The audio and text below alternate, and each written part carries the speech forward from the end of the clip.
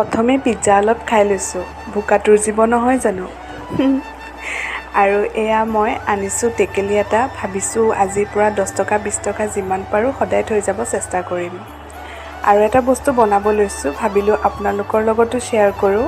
এয়া ব্ৰেড কেইটুকুৰা গ্লাছৰ সহায়েৰে গোলকৈ ধুনীয়াকৈ কাটি ল'লোঁ আৰু তাৰ ওপৰত বাদাম কিচমিচ অলপ দি আকৌ বাকী থকা ব্ৰেডখিনিৰ ওপৰত ধুনীয়াকৈ বহাই দিছোঁ।